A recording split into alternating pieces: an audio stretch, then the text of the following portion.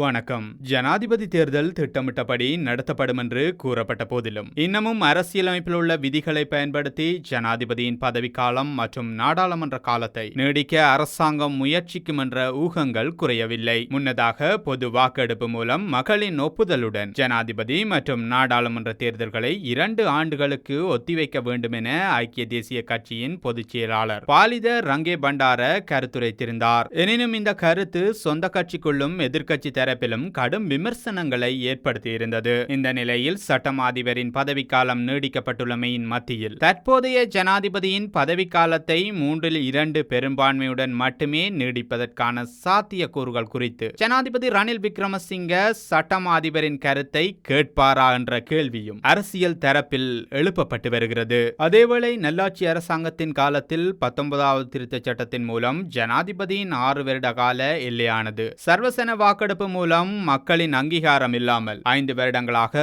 குறைக்கப்பட்ட என்ற வாதம் இந்த சந்தர்ப்பத்தில் முன்வைக்கப்படுகிறது. எனவே 6 ஆண்டுகளுக்கு மேல் பதவிக்காலத்தை நீடிக்க பொது வாக்கெடுப்பு நடத்தப்பட வேண்டுமென்றால் தற்போதுள்ள 5 ஆண்டு வரம்பை வாக்கெடுப்பு நடத்தாமல் மேலும் ஓராண்டுக்கு நீடிக்க முடியும் என்றும் வாதிடப்படுகிறது. இந்த நிலையில் அனைத்து சாத்தியமான மற்றும் அசாத்தியமான முயற்சிகள் தொடர்ந்து கொண்டே இருக்கின்றமை குறிப்பிடத்தக்கது. இலங்கையில் இந்த ஆண்டு நடைபெறவுள்ள அதிபர் தேர்தலில் தற்போதைய அதிபர் ரணில் விக்ரமசிங்கவுக்கு ஆதரவளிக்க ஸ்ரீலங்கா பொதுஜன பெரமுன மற்றும் சுதந்திர கட்சி ஆகியவற்றிலிருந்து பிரிந்து சென்ற தரப்பினரால் ஆரம்பிக்கப்பட்ட புதிய கூட்டணி தீர்மானித்துள்ளதாக தகவல்கள் வெளியாகியுள்ளன.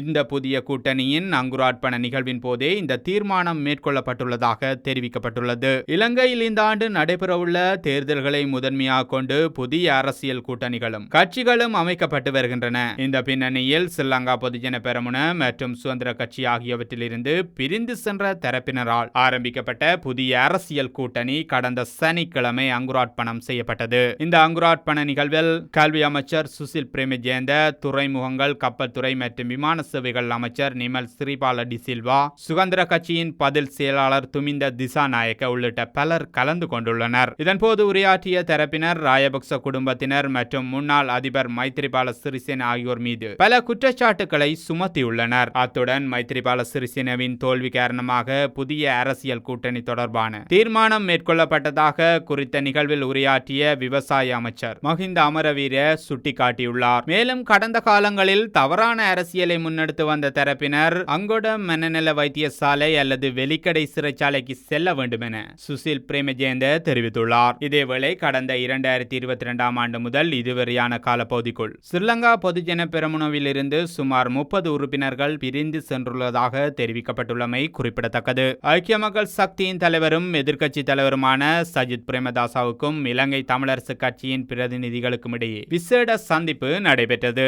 யாழ்ப்பாணம் மாட்டின் வீதியில் உள்ள இலங்கை தமிழரசு கட்சியின் தலைமை அலுவலகத்தில் குறித்த சந்திப்பு நடைபெற்றது. குறித்த சந்திப்பில் இலங்கை தமிழரசு கட்சியின் சார்பில் கட்சி தலைவர் மாவை சேனாதி ராஜா, நாடாளுமன்ற உறுப்பினர் எம்.ஏ. சுமந்திரன், கட்சியின் துணை செயலாளர் சி.வி.கே. சிவஞானமும், ஐக்கிய மக்கள் சக்தி சார்பில் நாடாளுமன்ற உறுப்பினர் எரான் விக்ரமரத்னவும் பங்கேற்றனர். குறித்த சந்திப்பில் அதிபர் தேர்தல் உள்ளிட்ட தமிழரசு கட்சியின் ஆதரவை கோருவது தொடர்பாக பேசப்பட்டதாக தெரிவிக்கப்பட்டுள்ளது. ஜனாதிபதி ரணில் விக்ரமசிங்கவை ஜனாதிபதி வேட்பாளராக அறிவிப்பதாகவும் அவருக்கு ஆதரவு வழங்குவதாகவும் எந்த நிலையிலும் குறிப்பிடவில்லை. பொதுஜன பெரமுன தலைமையிலான அரசாங்கம் தோற்றம் பெற வேண்டும் என்பதில் உறுதியாக உள்ளோம் என ஸ்ரீலங்கா பொதுஜன பெரமுனவின் தேசிய ஒருங்கிணைப்பாளர் ரோஹித அபயகுணவர்த்தன தெரிவித்தார். அவர் மேலும் தெரிவிக்கையில், எதிர்வரும் நவம்பர் மாதத்துக்கு முன்னர் ஜனாதிபதி தேர்தல் நடத்தப்படும். ஜனாதிபதி தேர்தலை இலக்காக கொண்டு தேர்தல் நடவடிக்கைகளை கண்காணிக்கும் அலுவலகத்தை ஆரம்பித்துள்ளோம். எதிர்வரும் நாட்களில் சகல தேர்தல் தொகுதிகளிலும் தேர்தல் பிரச்சார கூட்டங்களை நடத்த தீர்மானித்துள்ளோம். நல்லாட்சி அரசாங்கம் முறையற்ற வகையில் பிற்போட்ட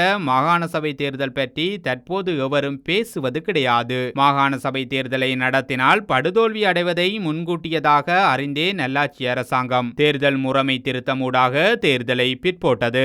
ஜனாதிபதி வேட்பாளர் தொடர்பில் இறுதி தீர்மானத்தை எடுத்துள்ளோம். முன்னாள் ஜனாதிபதி மஹிந்த ராயபக்ச நாட்டு மக்களுக்கு வெகு விரைவில் அத்தீர்மானத்தை அறிவிப்பார். எமது தீர்மானத்தை மக்கள் ஏற்றுக்கொள்வார்கள். ஜனாதிபதி ரணில் விக்ரமசிங்கவை இடைக்கால ஜனாதிபதியாகவே தெரிவு செய்தோம். இடம்பெறவுள்ள ஜனாதிபதி தேர்தலில் அவருக்கு ஆதரவு வழங்குவதாகவும் அல்லது அவரை வேட்பாளராக களமிறக்குவதாகவும் நாங்கள் எவ்விடத்திலும் குறிப்பிடவில்லை. ஸ்ரீலங்கா பொதுஜன பெரமுன தலைமையிலான அரசாங்கம் மீண்டும் தோற்றம் பெற வேண்டும் என்பதில் உறுதியாக இருக்கின்றோம். ஆகவே கட்சியை முன்னிலைப்படுத்திய வகையில் அரசியல் தீர்மானங்களை எடுப்போம் என அவர் மேலும் குறிப்பிட்டார். மற்றும் ஒரு பதிவில் சந்திப்போம். நன்றி.